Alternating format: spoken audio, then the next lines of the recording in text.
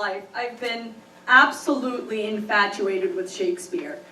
My entire childhood, I hated it. I thought it was pretentious and I didn't get it. But when I was about 13, I came to see a production of Much Ado About Nothing in this theater, and something in my brain just clicked.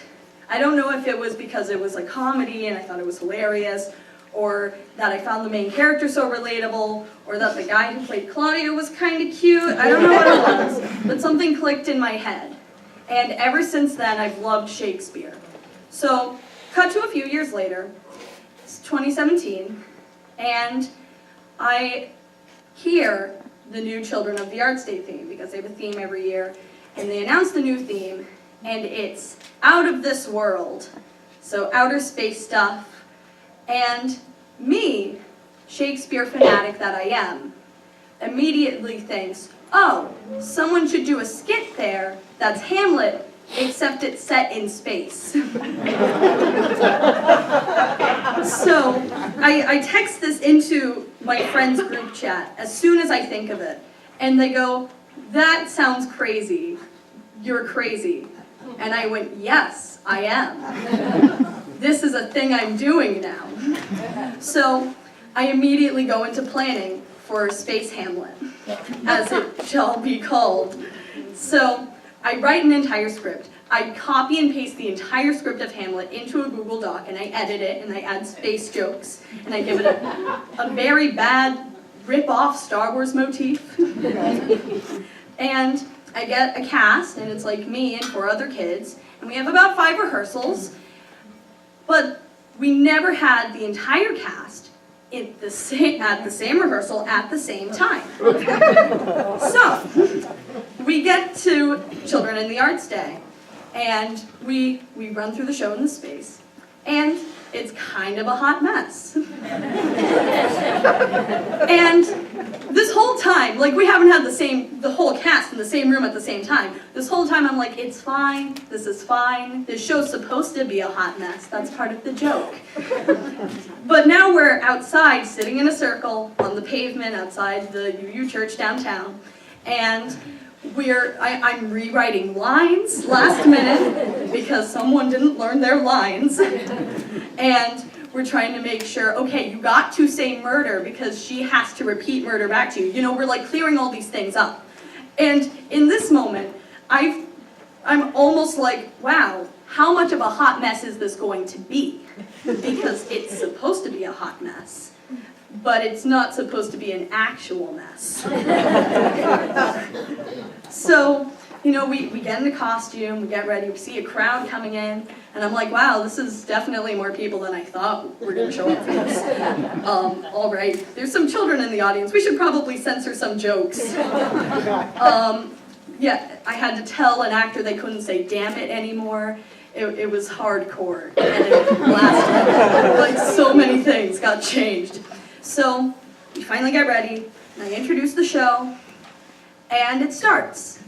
And we have my mom doing the sound on the side, and it's a record player that plays the Star Wars soundtrack. And my friend comes out with this poster board I made at 2 a.m. that says Space Hamlet on it in Star Wars font, in colored pencil. And the show starts.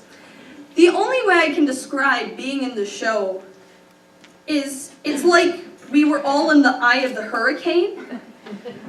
No, okay, we were the hurricane. We were just moving so fast. It was just like a whirlwind that we were caught in, just like flying by the seat of our pants the whole time. Like, did this person know their line? Is this gonna go vaguely wrong? I, at one point, sprinted around the back of the audience while throwing off a wig to get to my next entrance. So, it's a complete chaotic whatever it is. And we finally get to the end. Every actor's on stage, and you know it's Hamlet. Everyone dies at the end. So, and because it's an awful Star Wars motif, we have kids fighting with lightsabers instead of swords. So we have the last sword fight, lightsaber fight, and we get to the part where Hamlet kills the king. Now, because this was such an absolute adrenaline-filled whirlwind of a show, our Hamlet got very into the moment. And, okay, I don't know if everyone will understand this, but do you know those toy lightsabers and how hard they are to push all the way down? Yes. Yeah. So our Hamlet stabs the king, and the lightsaber goes all the way in. And I was on stage and I just went, ooh, that could not have felt good.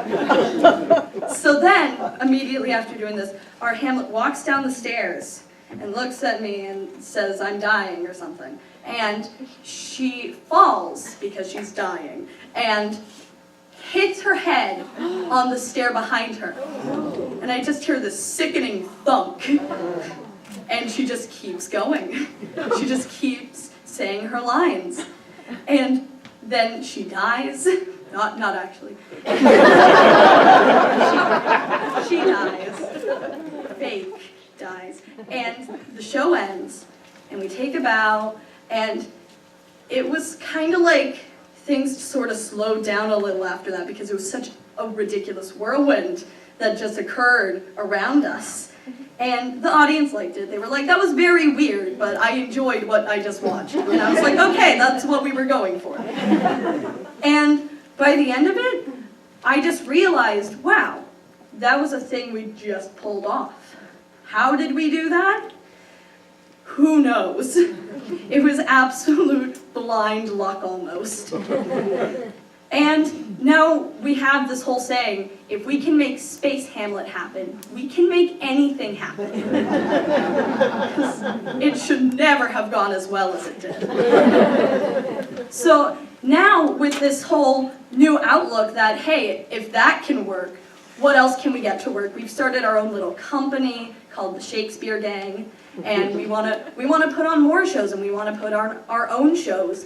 And it's totally liberating being able to feel like you can do that.